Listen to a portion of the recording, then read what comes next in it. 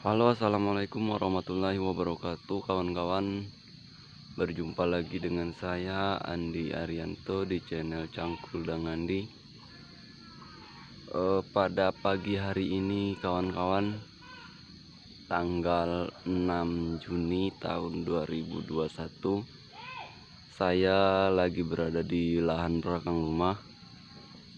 Jadi ini lahan belakang rumah ya, kawan-kawan. Ini CMK Lola yang saya tanam pada hari ini, tepat usianya kurang lebih 60 hari setelah tanam ya, kawan-kawan. Kurang lebih 60 hari setelah tanam. Dan di sini kawan-kawan bisa lihat beginilah keadaan CMK Lolai. Memang beberapa hari kemarin ini tidak didokumentasikan karena faktor kesibukan ya, kawan-kawan. Jadi untuk pengocoran dan penyemprotannya itu tidak teratur, kawan-kawan. Ini kapan mau, baik pengecoran maupun penyemprotan, kapan sempatnya itu baru melakukan penyemprotan. Jadi tidak dibuat dokumentasinya, kawan-kawan ya. Jadi hari ini nanti rencana mau melakukan penyemprotan, dan di sini saya ingin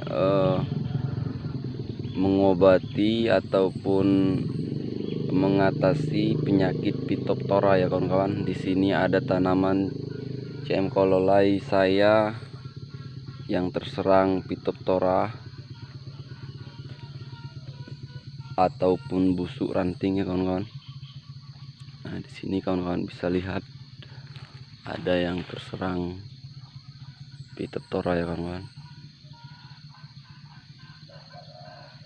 Nanti fungisida apa yang saya gunakan, simak terus videonya ya, kawan-kawan. Sebelum kita bagaimana cara pengadukan ataupun pengaplikasian untuk mengatasi penyakit Phytophthora, jangan lupa untuk kawan-kawan yang belum subscribe dulu channel saya Cangkul dan Andi, karena channel ini selalu mengulas tentang pertanian, khususnya tanaman cabai ya, kawan-kawan. Jadi yang sudah subscribe, terima kasih. Semoga kawan-kawan semua dalam keadaan sehat dan saya juga sehat ya, kawan-kawan. Jadi di sini kawan-kawan bisa lihat untuk lahan yang kedua. Ini lahan yang kedua ya, kawan-kawan ya. Jadi lahan yang kedua tanpa olah lahan lagi ini, kawan-kawan. Mungkin kawan-kawan sudah tahu, ada video yang saya posting sebelumnya di playlist lahan belakang rumah. Ini lahannya tanpa olah lahan. Jadi untuk tanpa olah lahan ini CMK-nya ini cukup lumayan lah ya, kawan-kawan ya. Cukup lumayan pertumbuhannya. Ini kalau nggak salah 5 kali kocor atau 5 kali pemupukan susulan ya, kawan-kawan. Jadi mupuknya itu, kawan-kawan, jujur saja ini tidak teratur, kawan-kawan. Bukan seminggu sekali ataupun penyemprotannya 3 hari sekali, itu tidak teratur sama sekali. Kapan mau nyemprotnya semprot, kapan sempat kocornya kocor ya, kawan-kawan. Jadi di sini tidak terlalu difokuskan, jadi perawatannya kurang intensif ya, kawan-kawan.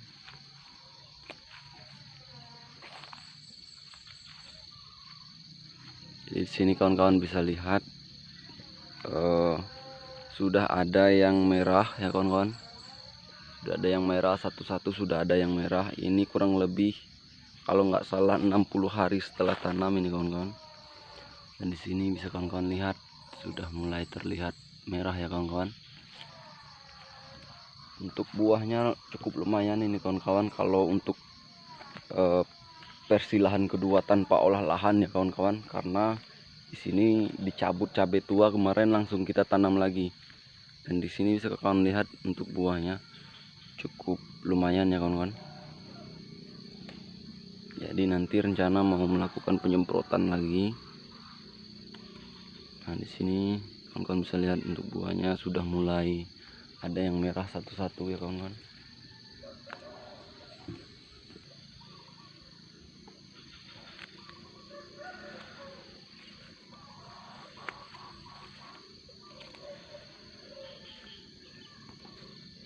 Nah kawan-kawan, untuk buahnya ini cukup lumayan kawan-kawan, buahnya mantap ya kawan-kawan. Ini tanpa olah lahan ini kawan-kawan, tanpa istilahnya tanpa bongkar lagi plastik yang saya tanam cabai CMK yang dulu itu, saya cabut langsung saya tanam lagi. Dan ini buahnya dan ini hasilnya kawan-kawan. Insya Allah kalau selamat ini kawan-kawan, lumayan ini kawan-kawan.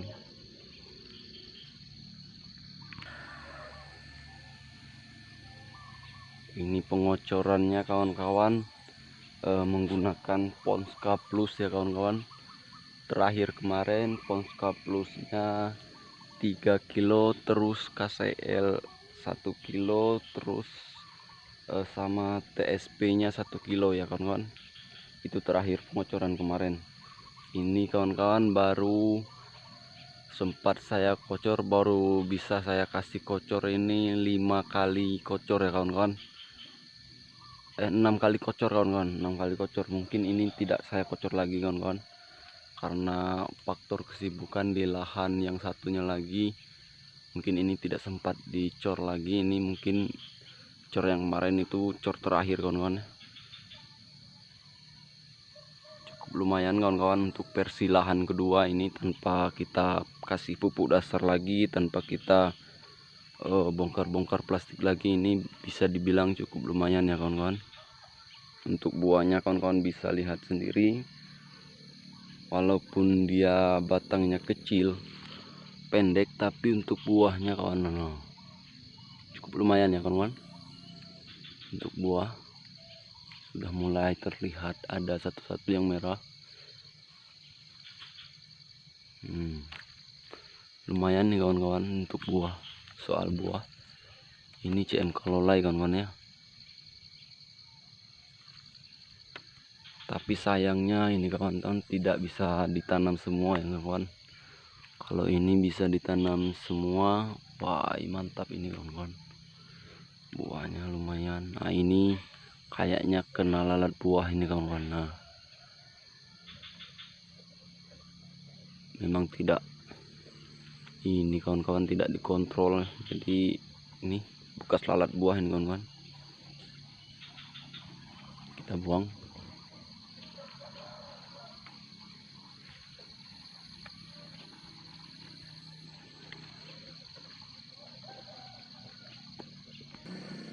Oke kawan-kawan, langsung saja kita ke cara pengaplikasian fungisidanya. Fungisida apa yang saya gunakan, kita langsung saja ya kawan-kawan.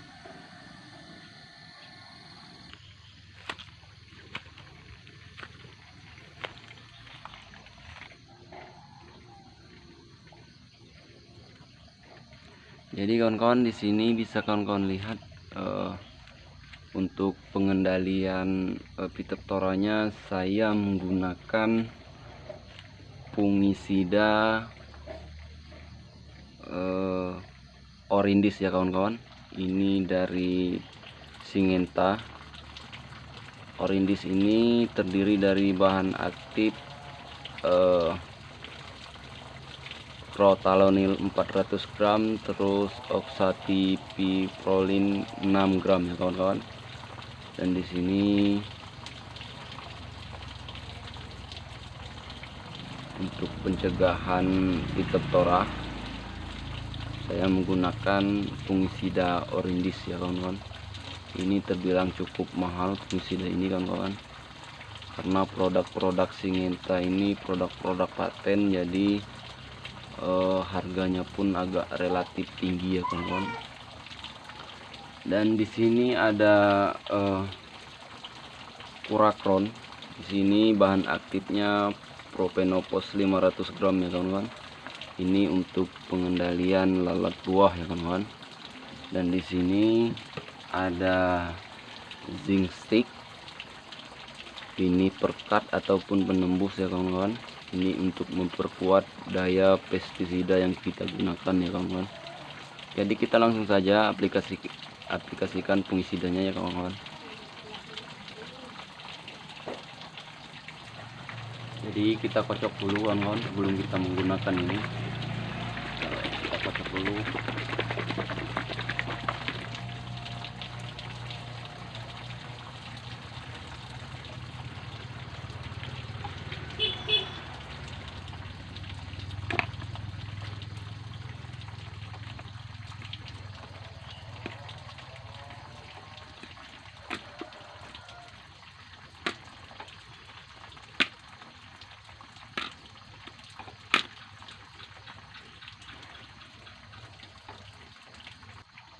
Jadi untuk orindis ini kawan-kawan saya menggunakan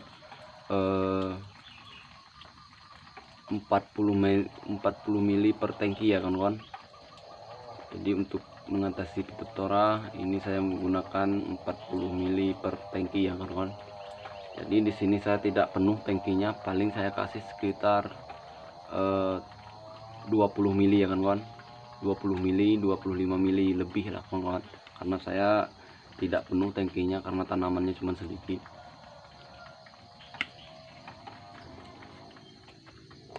Jadi kalau kawan-kawan ingin mengaplikasikan untuk satu tangki, bisa dikasih ini kurang lebih 40 mili ya kawan-kawan per tangki.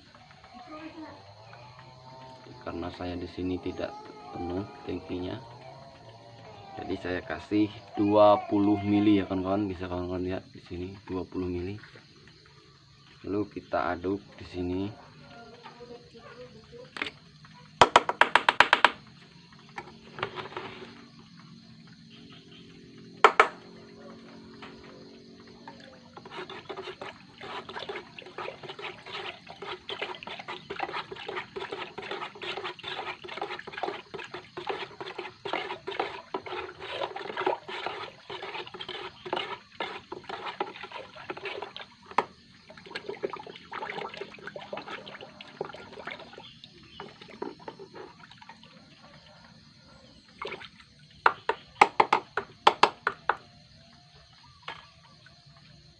Lalu ini ada kurakron kawan-kawan. Ini bahan aktifnya Propenopos 500 gram ya. Ini untuk pengendalian lalat buah. Di sini saya kasih 10 mili ya kawan-kawan.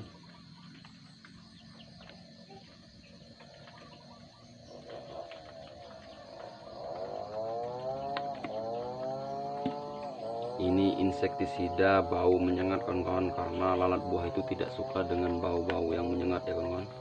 Di sini saya kasih 10 mili.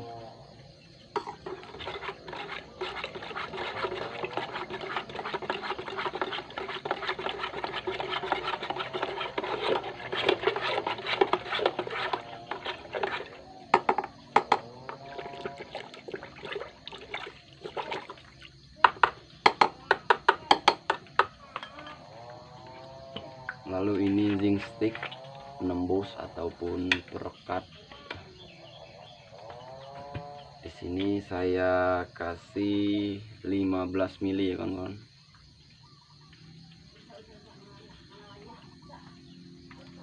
15 mili bisa kawan lihat.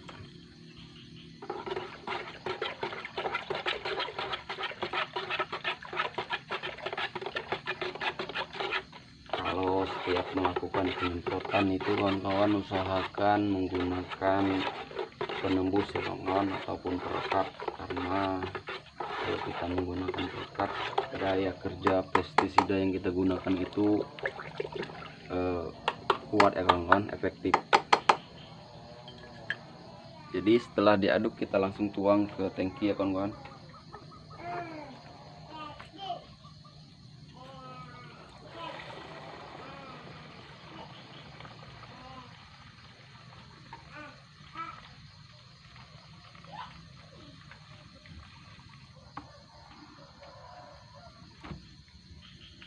Oke kawan-kawan, mungkin itu saja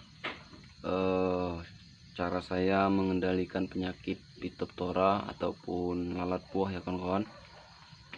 Jadi untuk kawan-kawan semuanya, semoga bermanfaat, semoga bisa dipahami. Untuk cara penyemprotannya sendiri sama seperti biasanya kawan-kawan, dari samping ke atas terus seperti itu ya kawan-kawan. Oke kawan-kawan, cukup sekian dulu video kali ini. Jangan lupa subscribe, like, dan komen agar kawan-kawan dan tekan loncengnya agar kawan-kawan bisa dapat notifikasi setiap saya mengupload video ya kawan-kawan. Oke, assalamualaikum warahmatullahi wabarakatuh.